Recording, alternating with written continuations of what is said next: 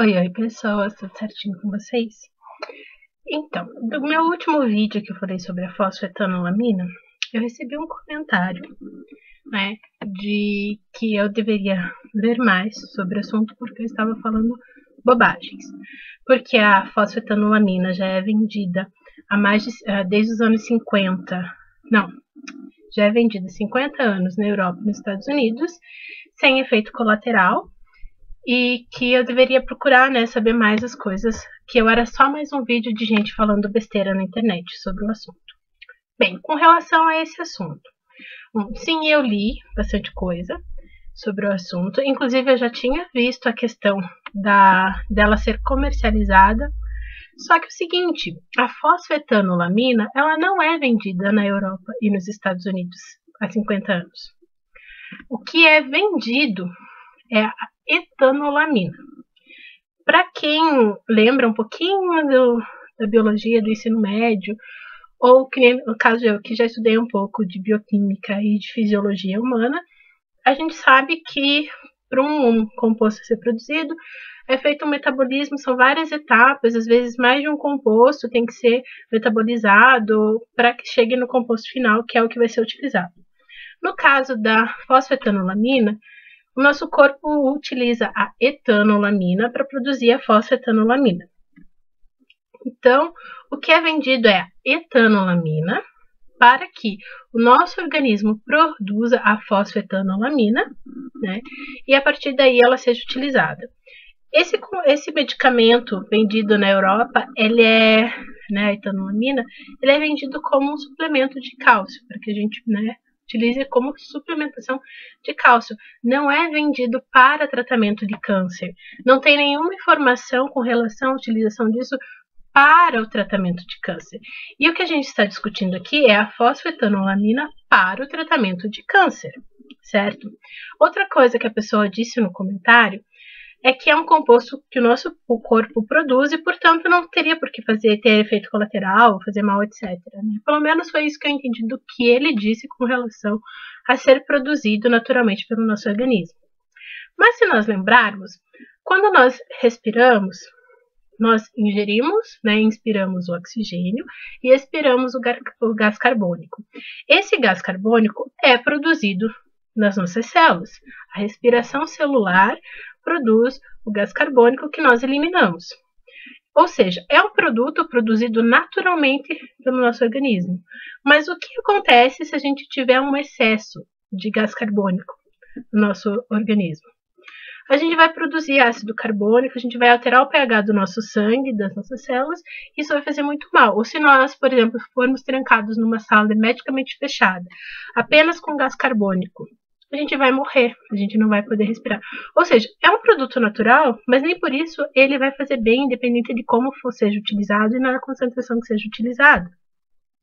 Colesterol, nós produzimos colesterol naturalmente, mas se a gente aumenta a concentração do que vai ser da matéria-prima para a produção do colesterol, né, o que a gente acontece? O que a gente acontece? Não, desculpa. O que acontece no nosso organismo? A gente aumenta a produção de colesterol, o aumento da produção de colesterol causa sérios problemas de saúde. Ou seja, é um produto natural, nós produzimos e nem por isso ele é bom, independente da concentração que esteja no nosso organismo, certo? Então, dizer que simplesmente porque é natural e o nosso organismo produz, não quer dizer que seja alguma coisa boa se você colocar isso no nosso organismo, aumentar a produção disso no nosso organismo. Outra coisa, todos os medicamentos têm efeitos colaterais. Eles podem ser graves ou não, podem ser agravados dependendo da situação, dependendo do que você mistura com esse medicamento.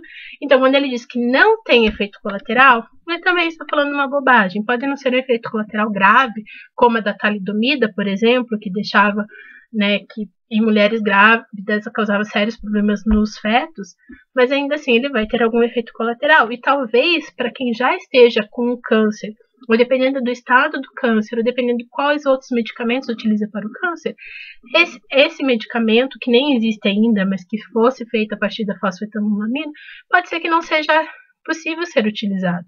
Pode ser que o efeito seja muito maléfico para o organismo, né? Então, independente de ser uma coisa natural, não necessariamente ele vai te fazer bem. Outra coisa, A etanolamida vendida nos Estados Unidos e na Europa, ela como suplemento para cálcio, ela não foi testada para tratamento de câncer. A gente não sabe qual a dose pode ser aplicada, qual a dose pode ser letal ou pode prejudicar muito o organismo. E talvez, por exemplo, para um tratamento de câncer, a dose tem que ser tão alta que não seja possível você administrar esse componente para o organismo da pessoa. Pode ser que na dose exigida para o tratamento de câncer, esse remédio possa ser letal, possa agravar muitas outras condições de saúde da pessoa. Pode ser que não seja viável o tratamento com esse medicamento. Então, para isso, existem os testes, toda aquela pesquisa que eu comentei no último vídeo. Por isso, você precisa fazer a pesquisa básica, depois a pesquisa pré-clínica, depois a pesquisa clínica, para poder liberar o medicamento. Não é simplesmente, ele foi utilizado para tal coisa e simplesmente pode ser utilizado. Não é assim, não pode ser assim, porque os efeitos podem ser catastróficos. Pode ser que seja uma maravilha. E outra coisa, não se sabe para quais tipos de câncer ele funciona. Se ele vai funcionar para 1, para 2, para 10. Aliás, como o Drauzio Varela falou no vídeo que eu postei ali nos comentários, nas informações do vídeo, o câncer de mama não é um câncer de mama, são vários cânceres de mama. Talvez para um câncer ele funcione, um câncer de mama sim, mas para o outro não. Como é que você vai saber? Fazendo os testes, fazendo a pesquisa que foi comentada. Então não adianta vir dizer que eu estou falando besteira, que eu não sei do que eu estou falando. Quando eu pesquisei sim, eu já sabia sim da questão da venda, mas não é para tratamento de câncer.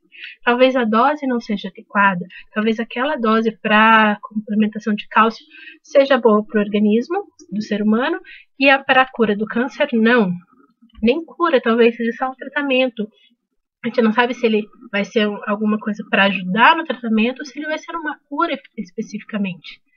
Não se sabe nada ainda dessa substância com relação ao tratamento do câncer, que é o que as pessoas estão querendo. Elas querem que esse composto seja vendido para o tratamento de câncer. E isso não foi testado, isso não tem estudos. Os estudos que já existem com relação ao tratamento de câncer estão no início da pesquisa básica. Então, com relação ao que o comentário, eu acho que não sou bem eu que precisaria estudar mais o assunto. Tá? E com relação, não li tudo que eu deveria ter lido para fazer o vídeo, porque eu não tenho tempo, eu tenho outras coisas para fazer, mas mesmo assim eu li, eu dei uma olhada nos artigos que já foram feitos, que tipo de estudo foi feito, eu assisti os vídeos que foram feitos de pessoas que também leram um pouco mais do que eu, ou coisas diferentes do que eu li. Postei vídeo de um oncologista, a questão, um dos posts que eu vi em relação, inclusive, à venda desse produto, né, da etanolamina, falou exatamente a mesma coisa. É um produto bom? Já é utilizado como medicamento? Sim. Para a cura do câncer? Não. Para a cura do câncer, o que precisa? De pesquisa. Então, as pessoas sabem que ela pode ser consumida pelo ser humano, sabem que é um produto natural, mas quem entende o mínimo possível, se você teve só o ensino médio na parte de biologia, e você prestou atenção nas aulas de fisiologia, né, da parte do corpo humano, você provavelmente vai lembrar que nem tudo é bom e que tudo demora, que tem todo o metabolismo daquele produto, você tem que saber como que você vai tomar aquele produto, como é que... Oxigênio a gente precisa, mas o que acontece se eu injetar oxigênio no sangue? Eu vou morrer. Então, não posso injetar o oxigênio no sangue, né? Mas se eu tiver com problema, falta de oxigênio, né, preciso de alguma dificuldade, eu posso introduzir, eu não sei o nome daquilo que a gente coloca no nariz, para ajudar na respiração. Essa é a maneira de administrar oxigênio para a pessoa. Não é aplicando na veia porque você vai matar. A fosfetanolamina, eu posso ingerir ela em cápsula, eu tenho que, por exemplo, aspirar aquele medicamento, eu tenho que injetar na minha veia, eu tenho que injetar de forma subcutânea, muscular, eu vou aplicar uma pomada na pele. Como é que eu vou administrar esse medicamento para o câncer, para ele ser metabolizado com a finalidade de auxiliar no tratamento do câncer? Nada disso a gente sabe ainda. Então, antes de falar para eu ler mais, procure também se informar. Ok? Bom, gente, isso era um vídeo só para talvez tirar algumas dúvidas que outras pessoas também tivessem com relação ao que eu falei. E para responder melhor o comentário, eu respondi o comentário dele nos comentários mesmo.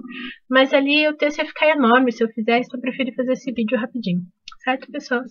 Tchau, tchau!